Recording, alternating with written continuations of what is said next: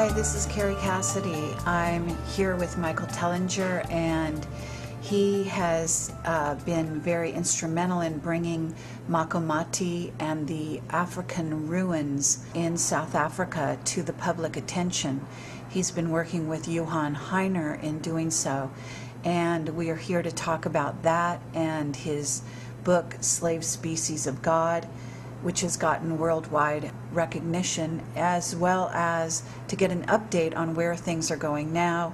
And we also are here to clear up a controversy that surrounds Michael Tellinger and Credo Mutwa at this time, simply because that's an extremely unfortunate situation and there is absolutely no reason for it to continue. All of that is going to be contained in this interview, and I encourage you to listen.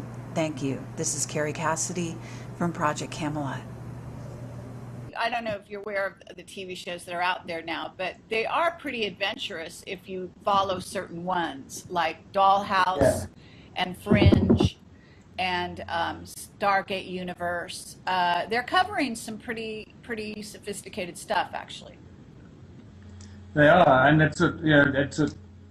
it really raises a puzzling question: is what's going on if they're allowing those kind of shows to slip through or to air? Is there another different kind of devious plot or a double whammy plot behind it all? Interesting. I'm not quite sure what to make of it. I know. Well, I actually think that one thing is that they think they've won. And they think they've got the New World Order all sewn up and it's a fait accompli.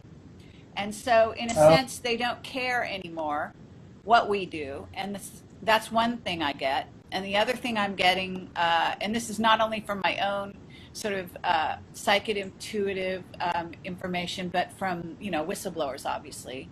The other thing is that, as you know, the precept of the Illuminati concepts in reality is that they need to do what's called foreshadowing, and you probably understand that because you actually have done the entertainment industry, right? You have a background, don't you, in shooting things? Yeah, very much so. Yeah. So they foreshadow events and things that they're actually involved in. That's why I find watching television, when it's a decent show like Fringe, where they're showing you, they're actually sending people through a portal onto the other dimension, into an Earth reality that is a parallel Earth. And so there you have it. Yeah, it's really fascinating, and in some way, I suppose it's hide it in plain sight. Exactly. So it's all very fascinating. But of course, we're in this age of when truth is being revealed, and you're all part of that. You have a really sort of twisted, in a good way, twisted background in terms of that it wasn't a logical step for you to be where you are today, it doesn't seem to me. It wasn't really a logical step, but in many ways, when I look back at everything I've done, everything was a dress rehearsal and a training ground to allow me to do what I'm doing now. And that's so obvious. It is so absolutely painfully obvious to me now. Well, and, can you, for the purposes of this, because we are recording now, and if we could give yourself a little, pretend that these people don't really know who you are, although that's getting more and more speculative, because most people at this point, I think, do know your name. But at any rate, give your background just briefly, and then let's talk about what all you're involved with. I feel quite embarrassed to talk about all the different things I've been involved with, because I suppose embarrassed is the wrong word, but all my life I've been called a jack of all trades kind of thing. And because we live in a society that if you don't settle down, get married, have a family, have a steady job, have a good career so you can provide for your family, and this whole thing about family values and all. So I've been the antithesis of that. I just always followed, whatever tickled my fancy. I studied. Look, as a child, I grew up in a musical family. My mother was an opera singer in Europe, and so I grew up listening to music and listening to some of the finest classical musicians, money can buy, and going to the opera and going to classical concerts, and then growing into the show business on stage and television and so forth. While I was studying in medical school, studying pharmaceutics, which is a 5-year degree, and at Wits University, University of the Witwatersrand here of Johannesburg. But while I was studying, I really paid much more attention to the other parts of my life. I played a lot of golf. I played music, recorded albums, toured with Joseph and his amazing Technicolor Dreamcoat. I played the part of Joseph for 3 years, and all this weird kind of stuff. Then I got out of university. I worked odd jobs to earn some money. I played music. We went to Nashville, Tennessee with my partner Russell Sterling, recorded an album there.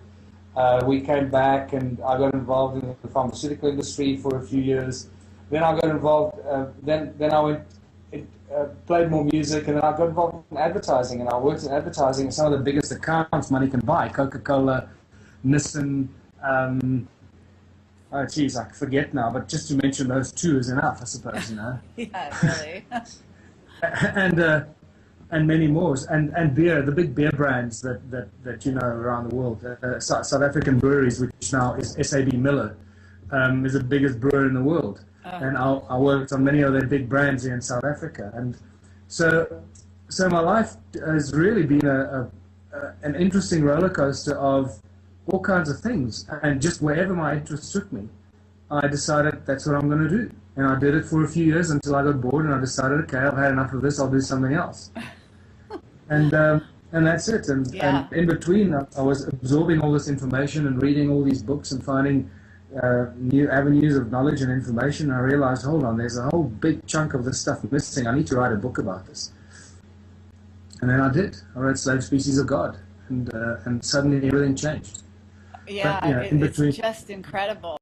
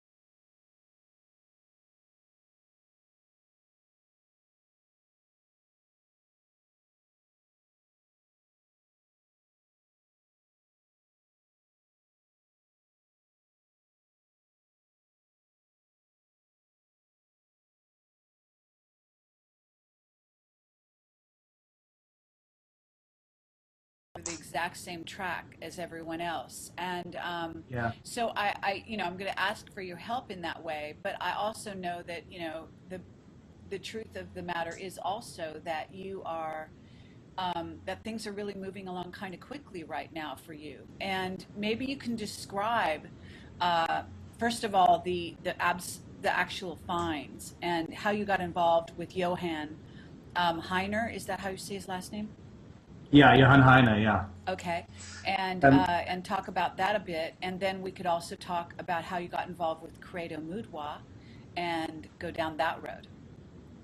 Excellent. Well, Kerry, first of all, the the interesting thing about this question, which I call the great human puzzle, is I think it's a question on everyone's mind, or every conscious person has asked this question: Who are we? Where do we come from? Why are we here? It's the holy trinity of human questions, and and and I think we're getting very close to finding some really solid and sound answers for those questions. And what's also very important is, because until we know who we are, where we come from, and why we're here, it's very difficult for us as a species to make any sound decisions about where we're going to go in the future and how we're going to mold the future for ourselves. And I feel very strongly about that, because there's still people out there that say, well, I don't care where we come from. I'm here. I'm just enjoying my life.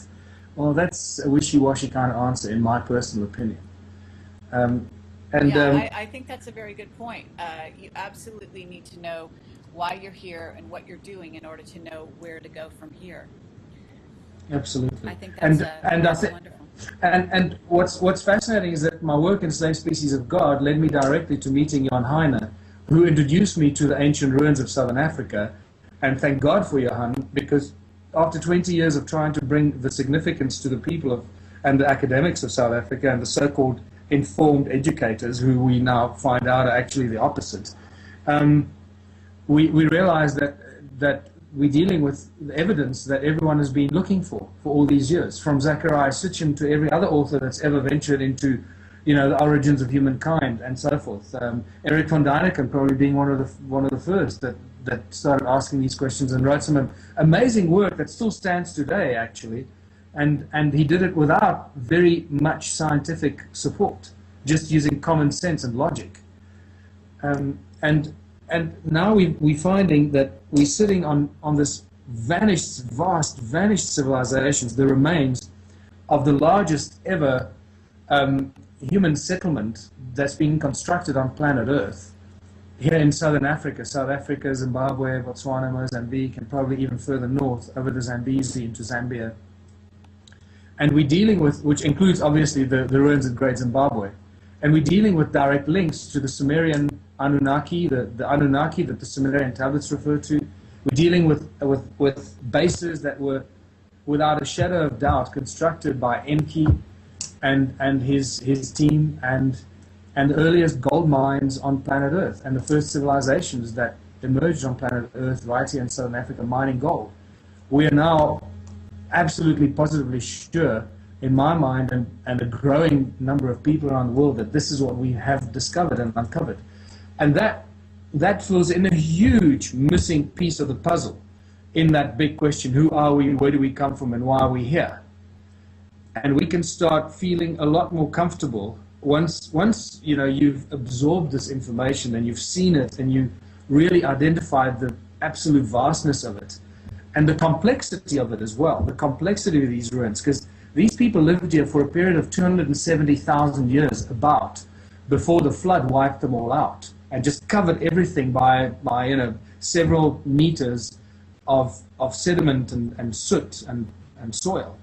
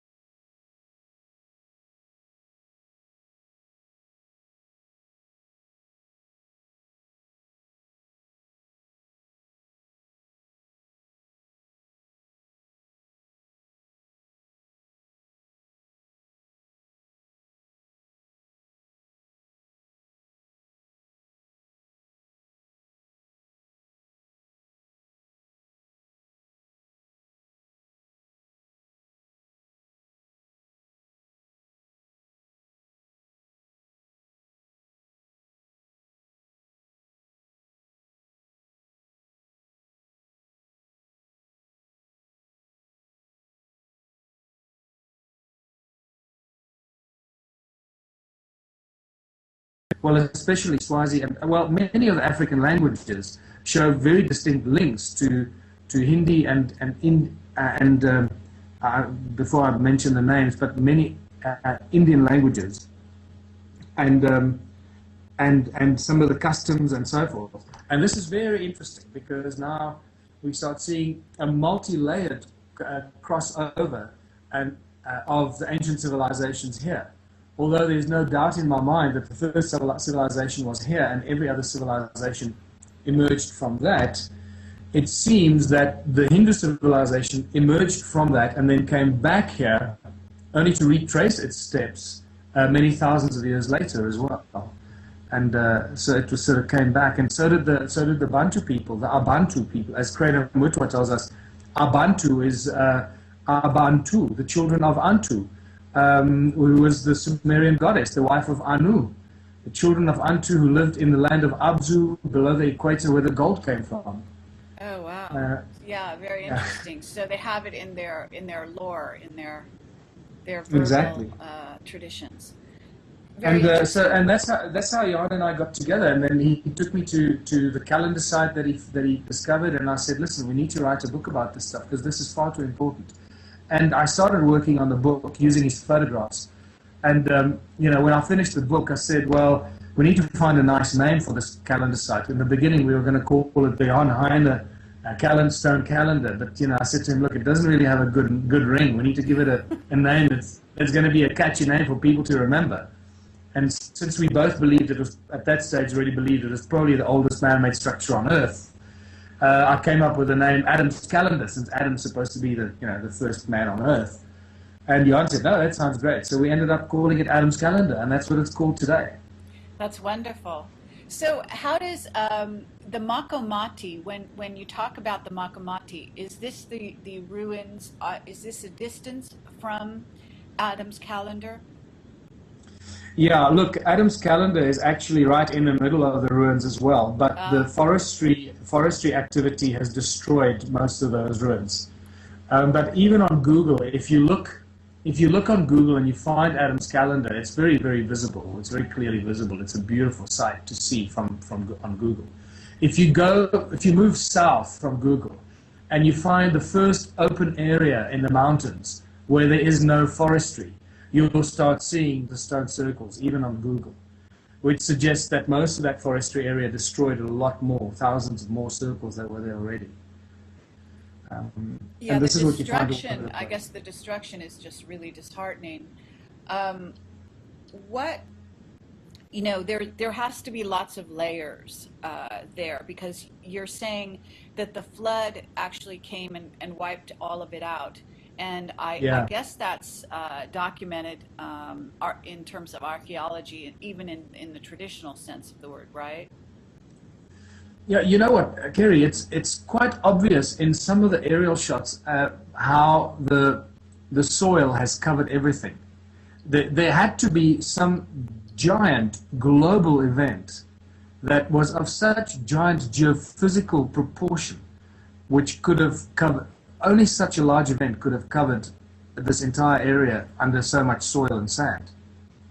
Okay. Now, what's interesting about that is that the Sumerian tablets tell us that the flood occurred and was originated in Antarctica at the South Pole, and that giant waves, like giant rubber bands, swept across the world from south to north. And that's really interesting because much of the sediment, when we see the flood came, destroyed all this, covered everything by soil, and then the water settled, and then the civilization restarted, and 13,000 years ago everything got restarted, and more gold mines were opened, and they carried on mining gold. And I believe that that's when we start seeing the Olmecs and the Hindu civilizations start after the flood. They really come into their own light, and we start seeing them really becoming prominent in history from about 13,000 years ago. Where's Atlantis? I mean, isn't Atlantis even previous to that? Well, exactly, but I believe that Atlantis probably was sunk by the same geophysical event. Oh, I see. Um, So, okay. so I believe that Atlantis perished in that same event. Okay. Okay? And the reason I say this is because, you see, there's so much information here, it's really mind-boggling, because Adam's calendar's alignment, the north, south, east, west axis, is out by 3¼ degrees. Now, that falls outside the parameter of any current knowledge or information we have from astrophysics or precession or any of the, or Milankovitch cycles or any of those. None of the current knowledge allows the planet's axis to move as far as 3¼ degrees. Okay? So, what I believe happened is this huge geophysical effect, whether it was Nibiru that caused it, that came so close to planet Earth, as the Sumerian tablets may suggest, or whether it was a giant comet like we saw recently come through around the sun. I think Nassim Haramein pointed that out a couple of years ago, those very large comets that came into our solar system and vanished. And if it came really close to planet Earth, the geophysical forces would have been so huge that they would have caused such a giant flood. And Right. at the same time... Well, I don't know if you're familiar with Andy Lloyd, who I also interviewed, but he's talking about a brown dwarf. And that brown dwarf does have a small group of planets that surround it. From what he thinks, possibly Nibiru is one of those planets, and that it does come through, and he believes it's on its way back in, as a matter of fact. Okay, I don't know much about Andy Lloyd's work, so I must go look at it. It sounds really interesting, because I'd like to find out more about what he says, because hopefully it'll corroborate what my theories are at the moment. Well, actually, this is a really interesting aspect of that. He started out investigating Planet X, and then, found the brown dwarf, what he believes to be the brown dwarf, which is a second sun, and in our solar system. And then he got involved in investigating the Anunnaki. And you would think, it's just such an interesting synchronicity between the two of you, because you started out from different directions, but you both ended up in more or less the same place. And he's now actually writing fiction books, but they are very close to fact, using everything that he learned. And he researched Planet X, Nibiru, the brown dwarf, for about 10 years from a scientific point of view. Fascinating. Before he ever started getting into the Anunnaki, but it led him there. And that's what's really interesting.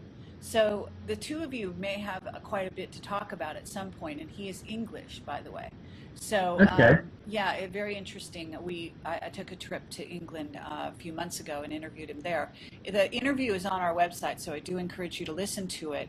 I find his work fascinating, especially the fiction aspect, because he's going down some roads that are really, from a sociological point of view, very, very interesting.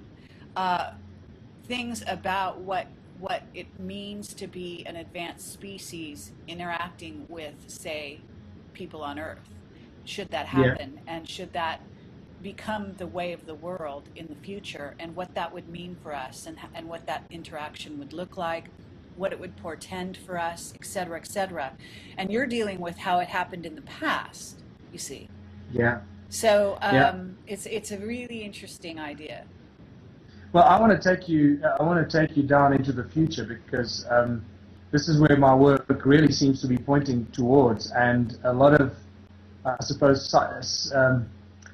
intuitive psychic guidance is pointing me very, very strongly in that direction, and I want to come back to that a little later. But just to finish on the topic of Adam's calendar, is that I believe that whatever caused the flood also caused such huge geophysical forces that it opened up gold fields and pushed the gold, the underlying gold tectonic plates that were filled with gold, higher up towards the surface of the planet, which then opened up the mining fields in other parts of the world. Previously, they were mostly in South Africa, and then suddenly, after 13,000 years ago, you start seeing mining in Americas and so forth.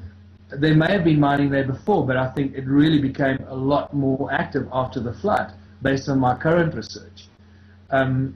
and you start seeing the Olmecs, who are expert gold miners, and all these interesting new civilizations that suddenly pop up, and they have very strong African features, and you say, well, if the original gold miners were in Africa, let's take some of those and take them over there. At least they know what they're doing. Yeah. Exactly. Yeah. Very interesting. So, so those geophysical forces then also caused the Earth to be moved from its original axis where it was to where it is today. Okay, and Adam's calendar is the proof of that, because these guys did not make mistakes. They wouldn't have structured a calendar site of such magnitude and importance incorrectly. Yes. Well, also, from what I understand, and I'm not an expert in this area, but from what I understand, the 19.5 degrees that Richard Hoagland talks about with hyperdimensional physics, the location of the pyramid and the direction that it's pointing at this time versus where it was actually originally supposed to be angled. I believe there is a shift that's reflected there as well. Yeah. And I think we slowly but surely going to start getting closer to some really interesting answers. Well, as I said, Adam's calendar proves beyond a shadow of doubt that the Earth's axis and inclination was greater than it is now by 3¼ degrees, which is really interesting. And I have to, I'm sorry to I don't mean to be leading you off in different directions here too drastically, but I have to tell you that I'm also in touch with this guy named Bill Brown and his partner Richard Gabriel, and I don't know if you've seen on our site, have 2 interviews with them. They're doing something called the Giza Geomatrix, and it has to do with locating the something going on in the Great Pyramid, a heat signature that the military, I've actually gotten a source, a secret military source that has substantiated the fact that there was a heat signature in the top of the pyramid where there's not even supposed to be a chamber. Then there have been goings on the Giza Plateau that are very nefarious lately. A great deal of activity, part of it definitely to do with the discovery of the Hall of Records beneath the Sphinx, but there's more there as well, and I have to encourage you to look at their work, because they are also talking about a shift in the axis, and they're talking about something that might have happened even recently. On top of you're talking about what happened in the past, but I'm saying that there's actually movement in the axis at this moment that is possibly being documented. I wouldn't be surprised. I've suspected it for a long time, and I'm glad to hear this. I'll check out this interview with Bill and Richard. It sounds really interesting, and I somehow need to contact them to, if they're more knowledgeable than I am about this matter. I need to speak to somebody and share this information with people that, especially astrophysicists and so forth, that can help work these things out. Well, they're also using ground penetrating radar to locate underground chambers under the Giza Plateau that have tunnels and so on, and they're also using a certain star matrix idea that has to do with a lot of power places around the planet that involve pyramids, and it may be that they should come down to where you are and check that area out, because there could be an underground pyramid in that area. Well, I can tell you one thing is that I know for a fact that we have a grave site at Adam's Calendar. The stone altar, which is about 700 meters north of Adam's Calendar, is definitely a grave site. And I originally worked out that it is the grave of Dumuzi, Enki's youngest son, who was buried there. And there's a lot of references to that in the Sumerian tablets, how Inanna buried Dumuzi in the deep Abzu on the edge of the cliff near her father's favorite place. And it all seems to point in the same, to the same spot. Yes, what happens is you've got this culture, which is in essence the Anunnaki, and you're talking about the pyramids and the significance. I remote viewed the top chamber of the Great Pyramid and actually saw a being that was dressed in the ibis head costume, headdress, and was all in gold. And this is Thoth, I was told later. Actually, wasn't consciously aware of this, and then found out that this is, let's see, I guess the son or either the father or the son of Enki. So Yeah. we're talking about the same people here. Yeah, So there's exactly. something going on with all of this. Well, there definitely is. Look, I I'm becoming more and more in touch with this whole psychic and spiritual and channeling world. I didn't expect I would, but I am. I'm just drawn into it. The very interesting thing that happened, I know in some of the interviews you've had with David Wilcock, he explores the possibility that there's a reincarnation of Edgar oh my God, I Cayce. got Edgar Cayce, yeah. Reincarnation of Edgar Cayce, and you know what? For all intents and purposes, it sounds absolutely feasible and wonderful, and I have absolutely no reason to doubt that. While just as much I have absolutely no reason or no way to prove it. So I'll just go with the flow and listen to what the guy has to say, and if it sounds intelligent and adds value, then that's fantastic. Right, absolutely. And what's happened to me lately is quite interesting, because people started asking me, well, why you? Why is all this information coming to you? Why? Because I must tell you, Kerry, is that I seem to feel, I sort of feel like I'm at one with these ruins. Ever since the first day I came here and Johann Heine started showing me around and I went to the calendar, I felt an absolute affinity, and I started seeing things long before anybody else could see things. Okay. Fascinating.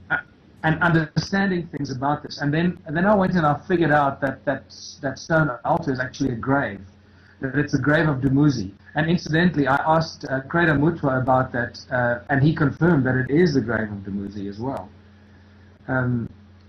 So a lot of interesting things happened. Yeah, absolutely. I don't know, is this the point at which you want to talk about how Credo got involved in all of this, or how he already was involved in all of this? Because some people won't actually know what his connection is.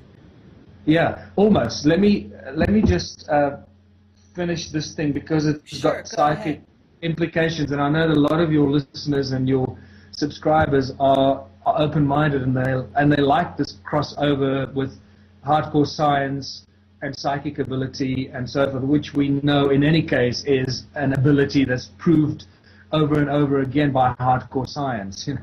Right. So let's just cut to the chase and call psychic ability a real ability.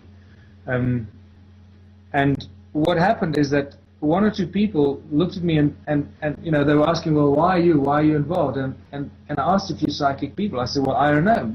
Maybe in my past life I was somebody that was linked to these ruins and these structures, because I really feel a very close affinity, and that's probably why I'm doing this work. And I've had several psychics now tell me that I'm a reincarnation of Dumuzi. And I found his grave. So I find that quite interesting, for whatever it's worth. Absolutely. Well, anything's possible. There's no reason, individuals are individuals, and they are reincarnating, and certainly we all have these histories. And I myself have a special fascination with the Anunnaki. And in fact, this is really another synchronicity. I was on the trail of the Anunnaki when before I got involved in Camelot, and was writing a screenplay about them and their return, when I stumbled on what is called wingmakers.com, and found that they had already gone down that road to some degree and had a story based around that. So then I tried shopping that around Hollywood and tried to get it made into a movie, and it didn't happen. And that's what pushed me to pick up a camcorder myself and start doing interviews and start investigating this more substantially. I actually put my screenplay to the side at that time, and I'm about to pick it up again. This is sort of strange, but because everything seems to be pointing in that direction. So I'm really interested. So if you are the reincarnation of Dumuzi, you know, we may have more to talk about than meets the eye here, because there is some fascinating synchronicities happening around the planet, and some of this points back to Sitchin's work, and then it also goes beyond it. And I have to say, you have to perhaps mention that there must be some kind of a nod to Sitchin in here for you, even in Absolutely. writing your book, Slave Species to God, is there not? Absolutely. I mean, Sitchin, you know, it's a number of authors. Velikovsky, I think Oh, the first yes. time I read Velikovsky was I was still in high school, and I was just so blown away by it, but I couldn't quite figure out what to make of it, you know, but it was imprinted in my subconscious, and it just stayed there.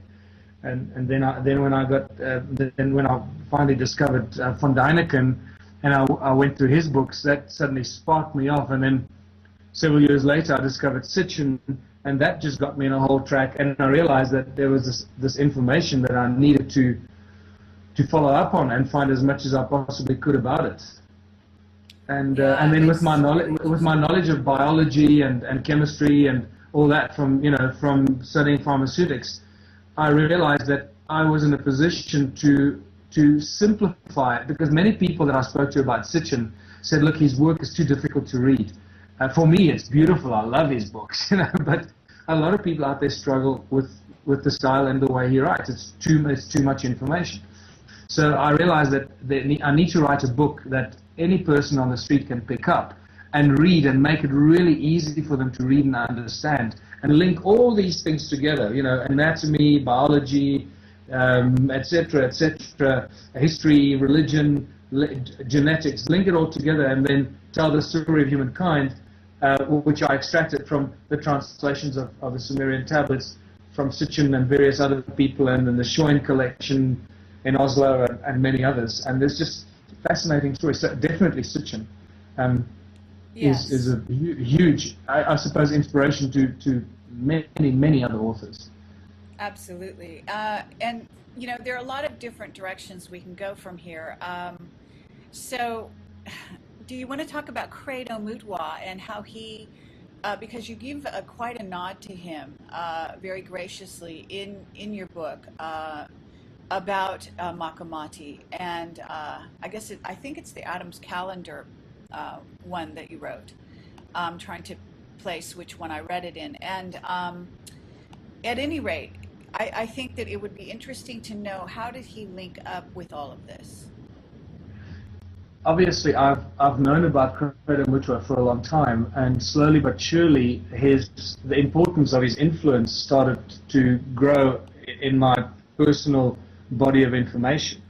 And when I'd written Slave Species of God, and a friend of mine, Amanda, was visiting Credo, and I think we just released Adam's Calendar.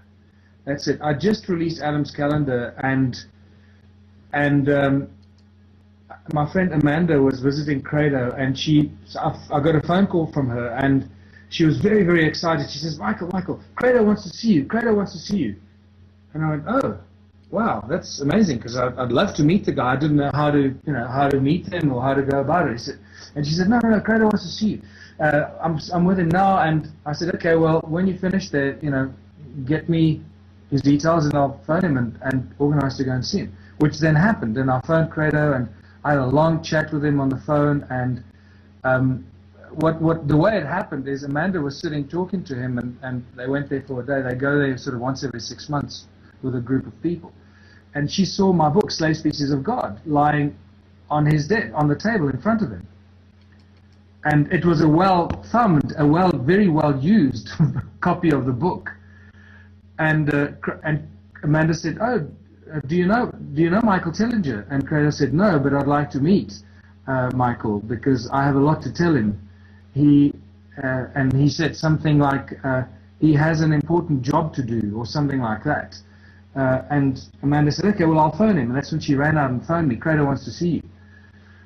So shortly, within a month or so, I went down, I saw Credo, and I thought, well, if I'm going to go there, this may be the one opportunity I have to see him, I may not see him again. Credo's getting on in years, and I thought, okay, well, phone my friend who's a film producer, and let's take some cameras down and let's film this thing if Credo permits it. So we arrived there, and lots of excitement, and I asked him, can we, you know, Baba Credo, can we film this interview? Can we record it? I don't know what we're going to do with it, but I just like to have it because I'm not going to remember what you tell me, and I want to have it on record. And he said, absolutely. So while they were setting up their cameras and all that, I went inside and I presented a copy of Adam's calendar to him. In hindsight, now I'm so angry at myself because I should have waited until the cameras were rolling. Because Credo just burst into tears. He became he became completely emotional. He burst into tears, and he could hardly, well, he couldn't speak for quite a while. He couldn't speak, and I got all emotional, and I couldn't speak. So I was actually maybe glad that the cameras weren't there, you know, because I wanted to present a macho image. But anyway, and he just told me he never thought he would see this sacred place again. Oh. And then he started telling me how it is one of the two most sacred sites on earth. It is where heaven mated with Mother Earth, that he was initiated there in 1937, and he never thought he'd see it again, and I must do everything I can to protect it because the evil people of the country want to destroy it and all this. And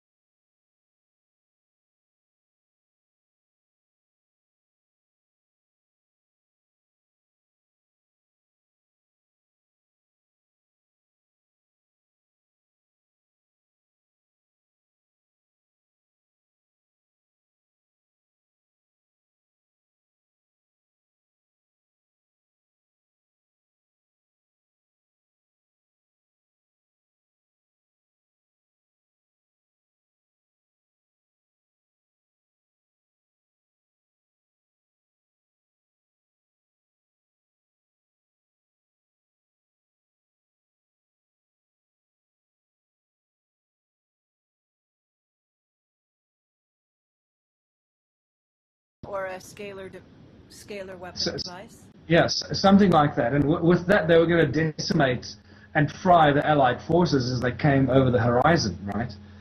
And if you look at the death ray, what was in the death ray, what was the power source in the death ray is known as a magnetron. And a magnetron, when you see the design of a magnetron and you see the design of the stone ruins here, you fall on your back. It's the same bloody thing, okay? And once you realize that the stones used in this construction of the stone ruins are filled with energy, they radiate energy fields, they resonate like bells. You can create a standing resonant frequency wave inside these stone circles, and they look like a magnetron. You realize that if a 6-inch diameter magnetron can smite the whole Allied army, can you imagine how much energy you can generate with a 25-meter diameter magnetron?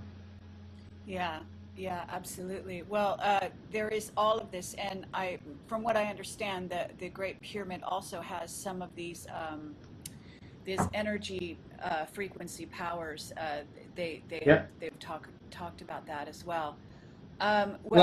Carmen Bolter, that's now visiting me here in a documentary, The Pyramid Code, she addresses that very nicely, and she actually shows you how they generated the energy underneath the pyramid with this very specific sound of the moving of the water under the pyramids. And then they channeled that sound of the water through specific structural chambers that amplified the sound and eventually became the sound at the top of the pyramid that was transmitted just very much the same like Nikola Tesla did with his tower in Long Island. Yes. Okay. Well, I mean, we can see how the powers that be are definitely probably aware of this to some degree, and also have been utilizing this in their own technologies. No doubt about it. Yeah.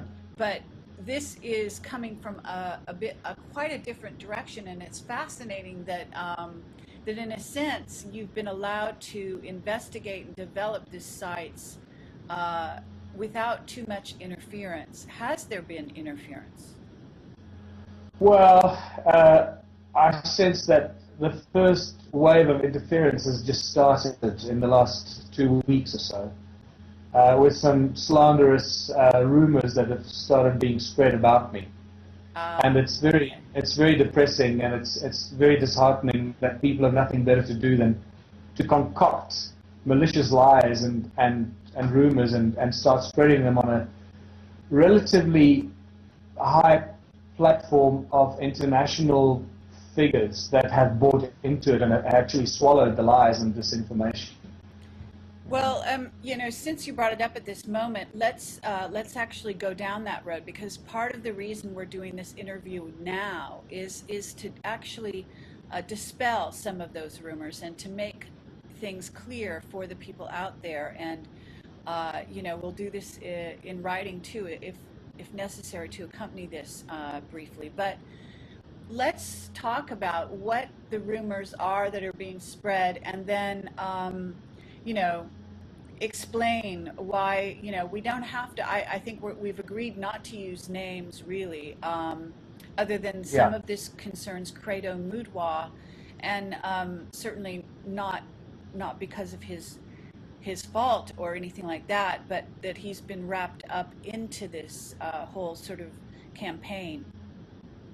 Yeah, it's really unfortunate, Kerry. I mean, I absolutely, for want of a better word, I worship Credo Mutwa. I worship the man in a positive sense. I absolutely am a huge admirer of the body of knowledge and information the man carries, and the benefit and that he has brought the human race with sharing his knowledge and information, which has also caused him a lot of harm and damage, because much of the knowledge and information he has shared with the world, he was not supposed to share with the world. And he felt it was important because of the controlling groups that are keeping us enslaved and dumbed down. He came out and started sharing a lot of this information that has allowed a lot of people to ride that wave and use his knowledge and information for their own research and so forth. And that's good because it grows the waves of consciousness and growth of knowledge. So I'm absolutely in awe of Credo, and not in a million years would I contemplate doing anything that could possibly harm the man. In fact, I think I'm one of the few people that is, I certainly count myself among a few people that has done as much as I can to help Credo Mutwa, especially with the work that we're doing and now publishing the DVD that I recorded with him to generate revenue for him and earn him some extra money, because the man is in dire straits. And as I said, many people have used his information, but I have not necessarily always rewarded him for it. So what exactly, what they're saying out there, let me just say, because I became wrapped up in this when I was contemplating a trip to South Africa, and just inadvertently kind of stumbled on this situation. And then, you know, I decided that using Camelot to do what Camelot actually is very good at doing, which is to bring the things that are hidden to the surface, and to clear up the confusion and the controversy around certain things, in my opinion. So what happened was we were getting rumors from a certain person who has been going around attacking you. Actually, there's more than one person, and they have been accusing you of stealing from, I mean, it sounded completely outlandish to me, stealing from Credo Mutwa by, number one, I don't know, not sharing whatever profits that you, supposedly you were taking donations and not passing them on. And then the other thing was that there supposedly was an investor who gave a large donation that was intended for Credo, and they're saying that you kept it. And so, you know, I know it sounds like drilling down and very detailed and almost embarrassing to even talk about this, but I think, you know, we're in a community where word travels just incredibly rapidly now, and this global community that we're a part of, it's very crucial that your work continue and that it not be tarnished by these disinfo campaigns that start out with even utilizing people that think they're well-intentioned. I mean, I believe the people that are accusing you actually think they're doing a good thing.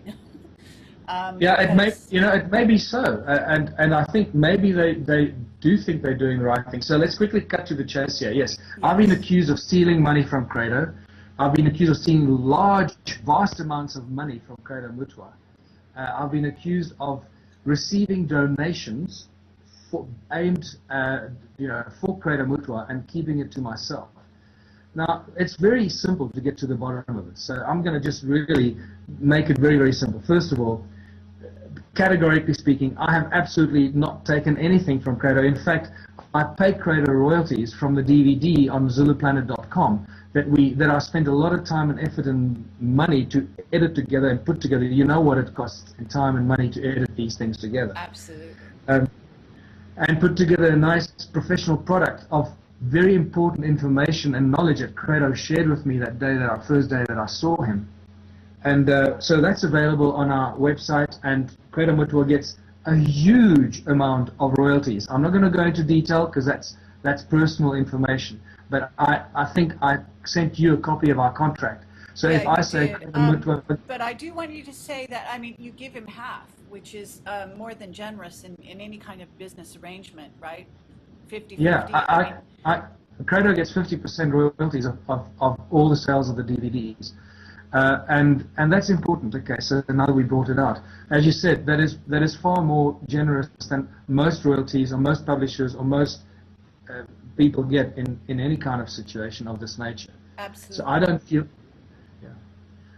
don't feel guilty about that, and I will make that public if need be. And so Credo gets those royalties. We have not kept anything away from him. I'm not going to disclose to the people how much we've paid him because that's personal and privileged information.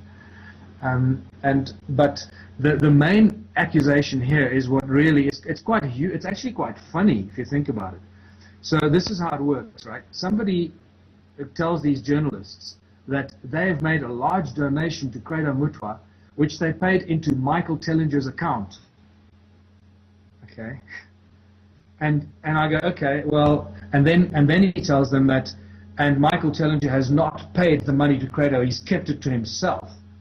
What happens then, these journalists phone Credo Mutwa, and they say, we believe that so-and-so has made, a secret donor has made, and the point is that this person has remained anonymous and secret. We don't know who he is. I don't know who he is. He must come forward and announce himself, right? Yeah, And we can absolutely. Let me just say that we are now putting a call out that if there is such a donation, and if there is such a person, that they need to come forward and name themselves and name the amount, because Michael is not aware of it and has not received it. So go ahead, Michael, with that. Yeah, so please, if whoever is making these claims that they've made a large donation to Credo, come out, tell us your name, tell us who you are, tell us how much you donated, tell us when you made the donation, and into which account you made that donation.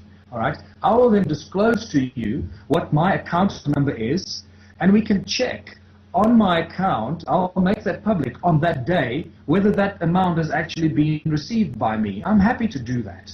Okay? But this person remains anonymous, and they're just continuing this slanderous accusation that I'm stealing from Credo. And unfortunately, a few very prominent people that you've interviewed on your show have bought into this, and they have believed it. And that makes me very, very sad, because I hold my honor very, very high. And what I like to do is these journalists that are continuing this, what they did is they phoned Credo Mutwa and they said, you know, we heard that you received, that Michael Tellinger received a large donation for you. Has he paid you the money? Well, of course Credo said, no, I haven't received any money from Michael, because there is no money. And they use that as their conclusion. They say, you see, Tellinger is stealing from Credo Mutwa. So it's so silly, it's so stupid. Okay, but there's more to this story. Let's talk about Credo's, you said that there was a town that was built for Credo or by Credo or something, and that has been decimated. Yes, and I see, and this is actually, you know, Kerry, and I'm sure that you've had this experience yourself. I find the moment you reach out and you try and help people, sometimes it turns around and it stings you really badly. Yes. You know, now, I'm not a wealthy person. I really survive on the sale of the books and the talks that I do, and paying back the debts to the people that help me print the books. All right. So, you know, if people think that I'm some millionaire's kid that's running around, they got the complete wrong end of the stick, right? And the story is that in the 60s, I think it was in the 60s, that Credo Mutwa created this beautiful village, cultural village in Soweto, with a lot of his artwork that was represented, you know, history of the African, ancient African tradition, and a lot of, it was his passion, it was the Credo Mutwa cultural village. It was decimated and destroyed during the apartheid years, and then again afterwards.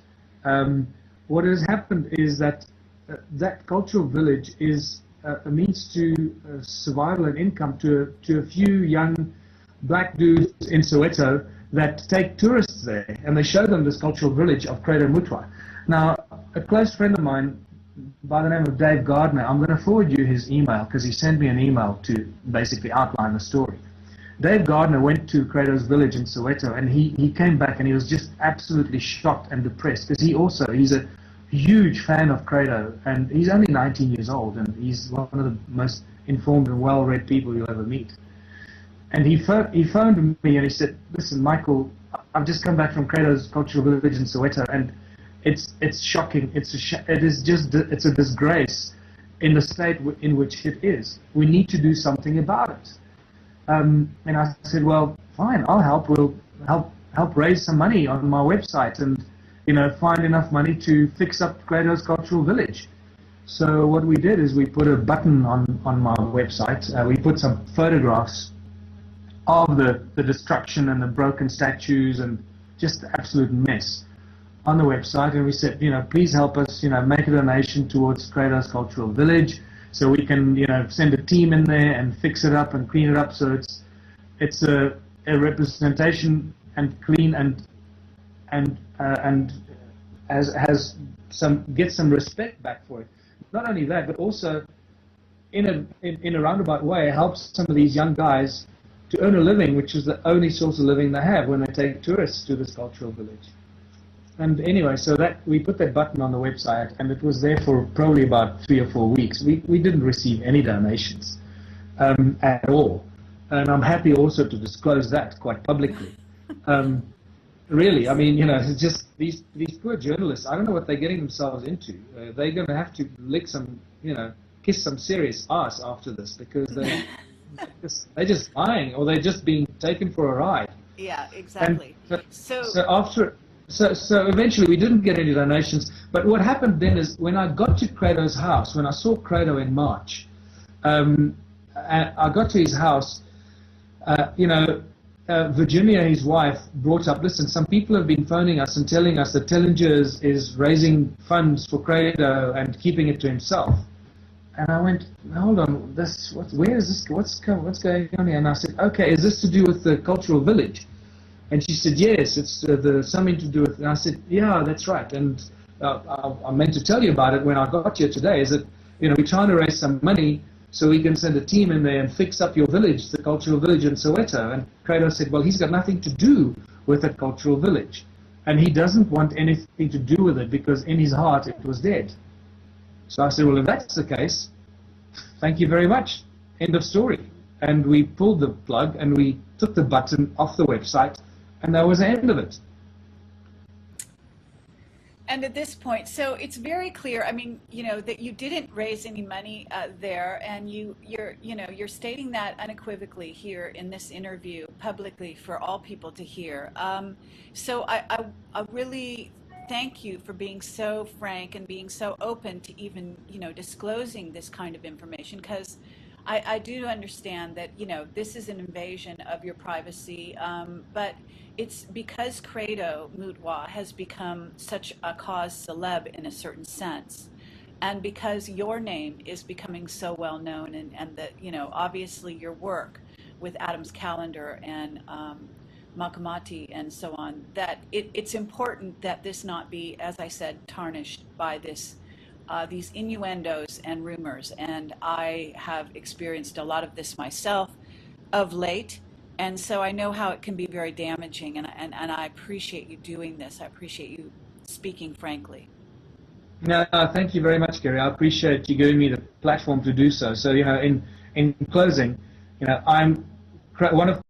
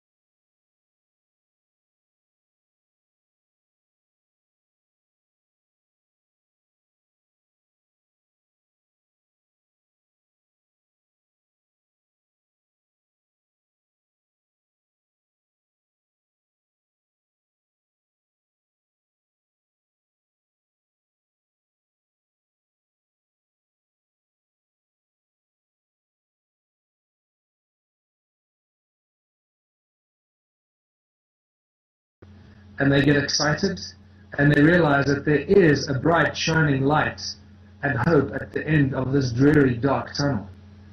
And that gives me so much excitement and joy, because in essence I think that these discoveries of these ancient civilizations is giving me the foundation and the knowledge and also the confidence to take this new proposed social structure to the people of the world, because we have to find something new. Every single socio-political system we've had in all of human history has failed us. So it's no point going back and trying this again, or recreating that, or trying that one again. We have to come up with a completely new social structure.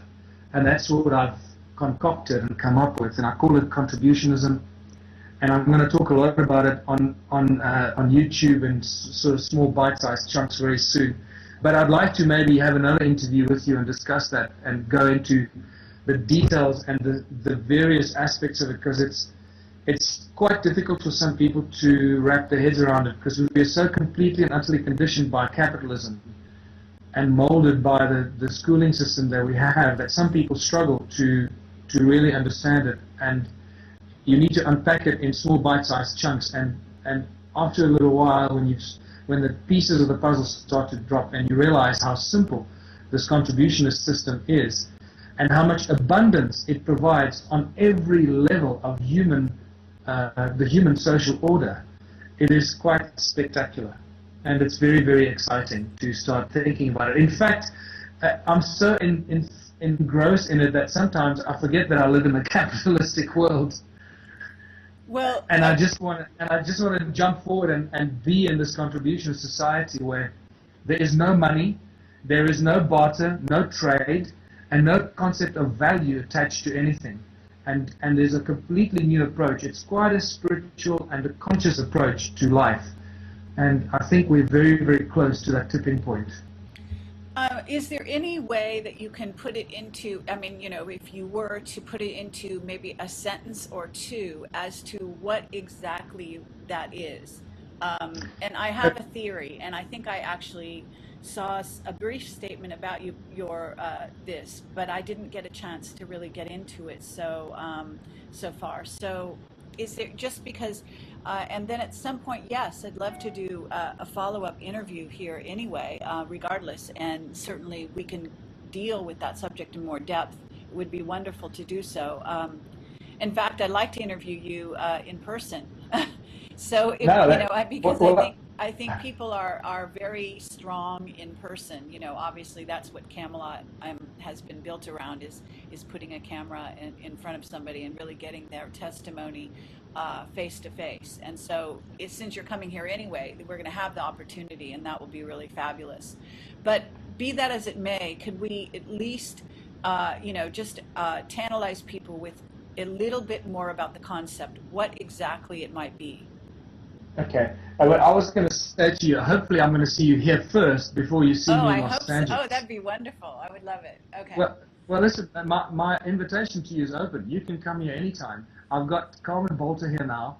I've got Thursday a wonderful guy called Konstantin Pavlidis arriving from London, and he's an expert in it's what's known as EPC, or electrophotonic capture. I don't know if you've come across that yet. Very interesting Russian device that was developed in about 1996, and it's a very interesting, it measures energy flow in your body on a very, very sophisticated level, and we want to measure the energy flow in the stone structures and the effect it has on the human body as well. Okay, this is not, you're talking about, is his name Henry, is a very well-known guy from England, I think he is. No, the guy that's coming here is a guy called Konstantin Pavlidis. Oh, I see. And, okay, I'm thinking of this other guy. He works with some of this interesting synchronicity there. But at any rate, to continue. Yeah. So, to come back to contributionism is, in a nutshell, it is a brand new, and never tried before, in my research, according to my research so far, social order or social structure. At first I wanted to call it a New World Order, just to find the face of the Illuminati and take the power away from them. but I thought maybe that's a bad idea. So I call it a new social structure, which is based on the concept of no money. You remove money from the system. Since money is the root of all evil, we have to deal with it, and we need to remove it from the system. Until you remove money from the system, you will not solve the problem, because it is the ultimate enslavement tool of the controlling groups. So the new social structure eliminates money, removes all money from the system, but it also removes the concept of barter or trade, and the concept of attaching any value to anything, because once you remove money or barter or trade, things will not have value. The only thing you're left with is the natural ability and the God-given talents of people to do what it is that they're blessed with to do, or what they've evolved into doing or trained themselves to do for the greater benefit of their whole community. And it sounds a bit utopian when you say it like this, but I can promise you that it is everything but utopian. It is an absolutely beautiful, solid system that works like clockwork. And it's not something that I threw together in a few weeks or a few months. It's taken me 5 years to put this structure and this theory and this hypothesis together and this blueprint together. And I've had to go through every single aspect of social life, you know, food, health, education, you know, shelter, entertainment, arts, culture, sport, television shows, furniture, science, space travel, you name it. You know, you've got to go through every single aspect of human life and see how it will function in a contributionist society. And the one thing that I can tell you is the first thing that is a shock to the system is the abundance of things. When you remove the waste of time and energy that is spent by billions of people every day.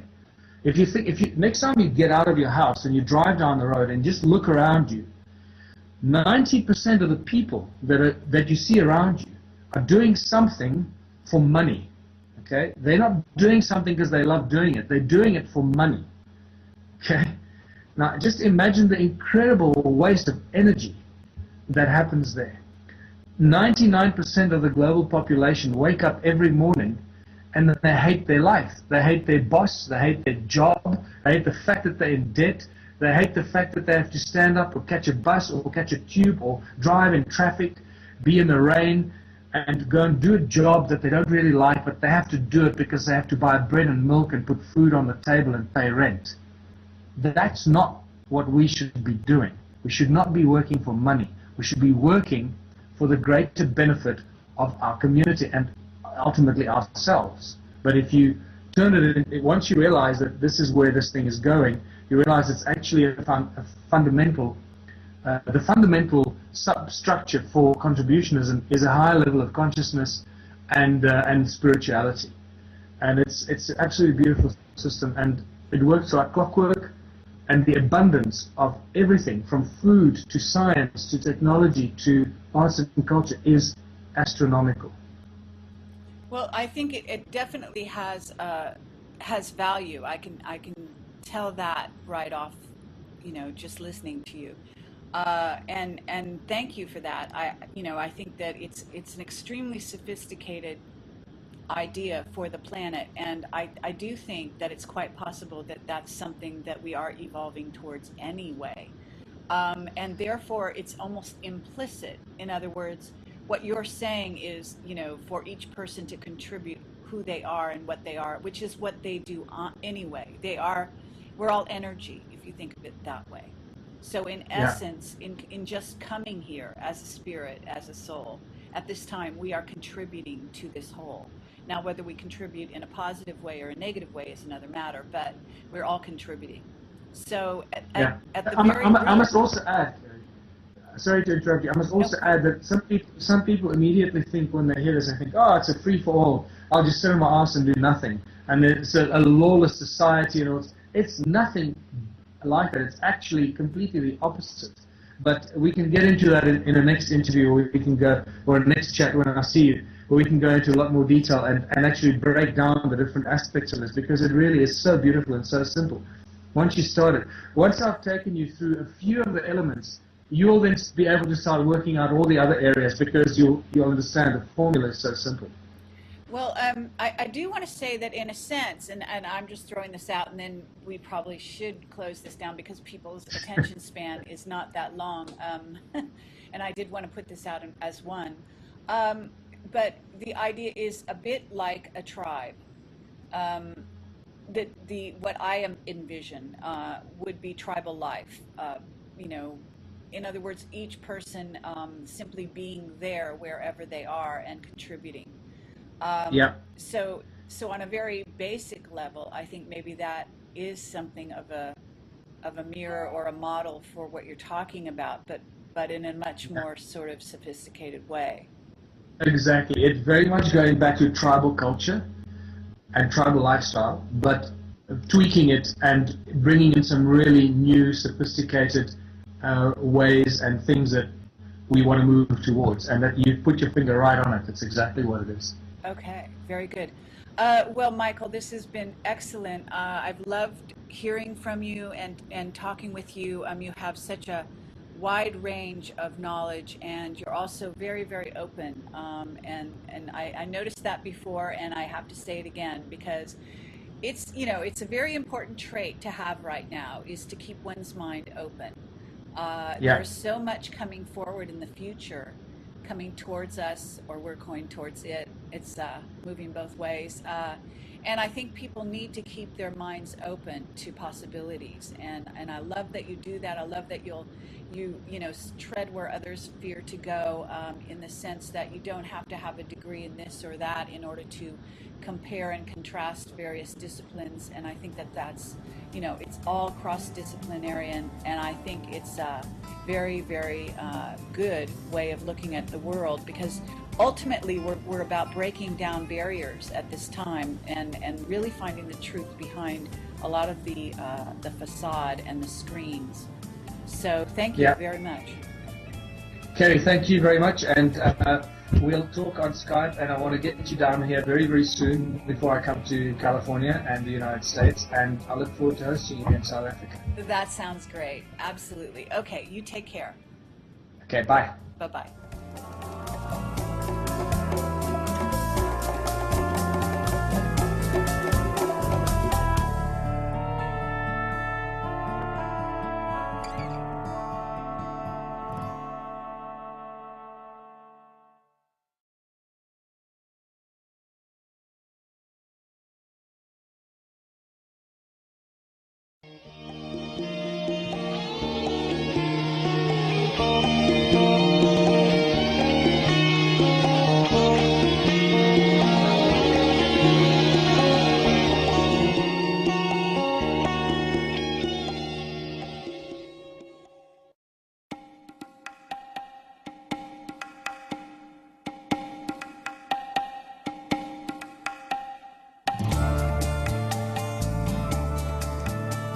Hi, this is Carrie Cassidy. I'm here with Michael Tellinger, and he has been very instrumental in bringing Makomati and the African ruins in South Africa to the public attention.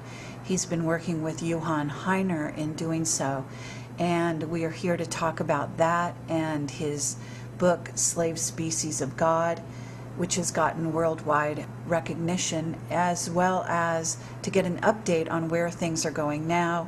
And we also are here to clear up a controversy that surrounds Michael Tellinger and Credo Mutwa at this time, simply because that's an extremely unfortunate situation, and there is absolutely no reason for it to continue. All of that is going to be contained in this interview, and I encourage you to listen. Thank you. This is Carrie Cassidy from Project Camelot. I don't know if you're aware of the TV shows that are out there now, but they are pretty adventurous if you follow certain ones, like Dollhouse and Fringe and Stargate Universe. They're covering some pretty sophisticated stuff, actually. They are, and it really raises a puzzling question: is what's going on if they're allowing those kind of shows to slip through or to air? Is there another different kind of devious plot or a double whammy double whammy plot behind it all. Interesting. I'm Yeah, not quite sure what to make. I know. Well, I actually think that one thing is that they think they've won, and they think they've got the new world order all sewn up, and it's a fait accompli. And so, in a sense, they don't care anymore what we do. And that's one thing I get. And the other thing I'm getting, and this is not only from my own sort of psychic intuitive information, but from, whistleblowers, obviously. The other thing is that, as you know, the precept of the Illuminati concepts in reality is that they need to do what's called foreshadowing, and you probably understand that because you actually have done the entertainment industry, right? You have a background, don't you, in shooting things? Yeah, very much so. Yeah. So they foreshadow events and things that they're actually involved in. That's why I find watching television, when it's a decent show like Fringe, where they're actually sending people through a portal onto the other dimension, into an Earth reality that is a parallel Earth. And so there you have it. Yeah, it's really fascinating, and in some way, I suppose it's hide it in plain sight. Exactly. So it's all very fascinating, but of course we're in this age of when truth is being revealed, and you're all part of that. You have a really sort of twisted, in a good way, twisted background in terms of that it wasn't a logical step for you to be where you are today. It doesn't seem to me.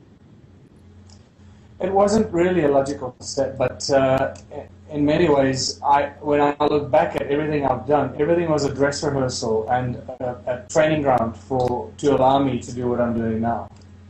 And that's so obvious. It is so absolutely painfully obvious to me now. Well, and, can you, people for the purposes of this, because we are recording now, and if we could give yourself a little, pretend that these people don't really know who you are, although that's getting more and more speculative, because most people at this point, I think, do know your name. But at any rate, give your background just briefly, and then let's talk about what all you're involved with. I feel quite embarrassed to say, to talk about all the different things I've been involved with, because I suppose embarrassed is the wrong word, but all my life I've been called a jack of all trades kind of thing, and because we live in a society that if you don't settle down, get married, have a family, have a steady job, have a good career so you can provide for your family, and this whole thing about family values and all. So I've been the antithesis of that, I just always followed, whatever tickled my fancy. I studied, look, as a child, I grew up in a musical family.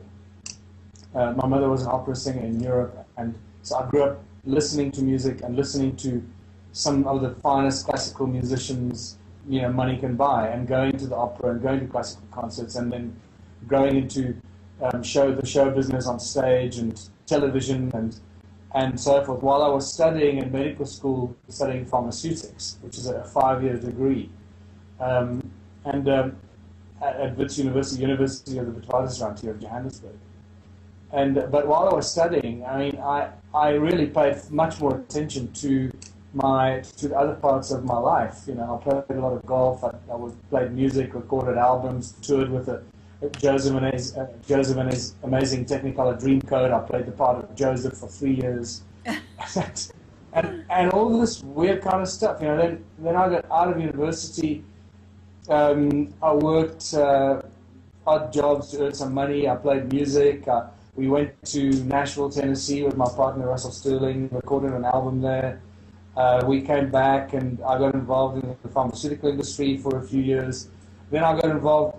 Then I went, played more music, and then I got involved in advertising. And I worked in advertising in some of the biggest accounts. I feel very strongly about that, because there's still people out there that say, "Well, I don't care where we come from. I'm here. I'm just enjoying my life." Well, that's a wishy-washy kind of answer, in my personal opinion. I think that's a very good point. You absolutely need to know why you're here and what you're doing in order to know where to go from here. Absolutely. I think that's wonderful. And what's fascinating is that my work in Slave Species of God led me directly to meeting Jan Heine, who introduced me to the ancient ruins of Southern Africa. And thank God for Johan, because after 20 years of trying to bring the significance to the people of and the academics of South Africa and the so-called informed educators, who we now find out are actually the opposite, we realized that we're dealing with the evidence that everyone has been looking for all these years, from Zachariah Sitchin to every other author that's ever ventured into, the origins of humankind and so forth. Eric von Däniken probably being one of the first that started asking these questions and wrote some amazing work that still stands today, actually. And he did it without very much scientific support, just using common sense and logic. And now we're finding that we're sitting on this vast, vanished civilizations, the remains of the largest ever human settlement that's been constructed on planet Earth, here in Southern Africa, South Africa, Zimbabwe, Botswana, Mozambique, and probably even further north over the Zambezi into Zambia. And we're dealing with, which includes obviously the ruins of Great Zimbabwe, and we're dealing with direct links to the Sumerian Anunnaki, the Anunnaki that the Sumerian tablets refer to. We're dealing with bases that were, without a shadow of doubt, constructed by Enki and his team, and the earliest gold mines on planet Earth, and the first civilizations that emerged on planet Earth right here in Southern Africa mining gold. We are now absolutely positively sure, in my mind and a growing number of people around the world, that this is what we have discovered and uncovered. And that fills in a huge missing piece of the puzzle in that big question: who are we, where do we come from, and why are we here?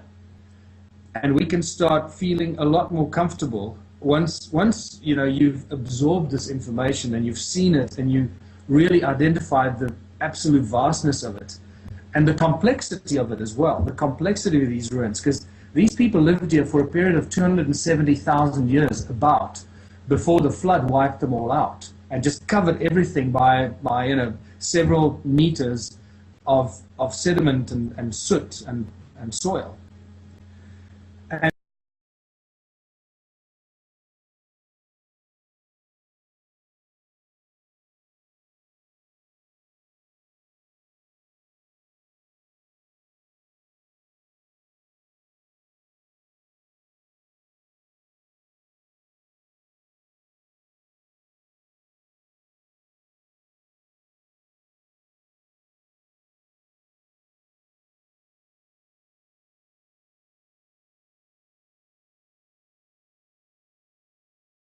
You can buy Coca-Cola, Nissan, oh geez, I forget now, but just to mention those two is enough, I suppose, Yeah, really. and many more, and beer, the big beer brands that around the world. South African breweries, which now is SAB Miller, is the biggest brewer in the world, and I worked on many of their big brands here in South Africa, and so my life has really been an interesting roller coaster of all kinds of things, and just wherever my interest took me, I decided that's what I'm going to do. And I did it for a few years until I got bored, and I decided, okay, I've had enough of this, I'll do something else. And that's it. And in between, I was absorbing all this information and reading all these books and finding new avenues of knowledge and information. And I realized, hold on, there's a whole big chunk of this stuff missing. I need to write a book about this. And then I did. I wrote Slave Species of God, and suddenly everything changed. Yeah, but, in between, it's just incredible.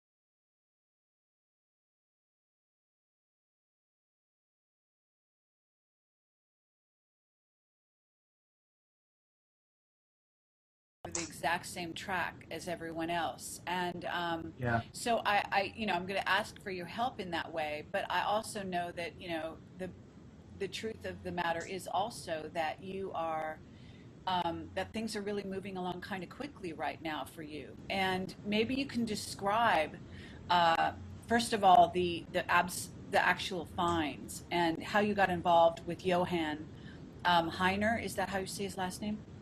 Yeah, Johann Heiner, yeah. Okay, and talk about that a bit, and then we could also talk about how you got involved with Credo Mudwa, and go down that road.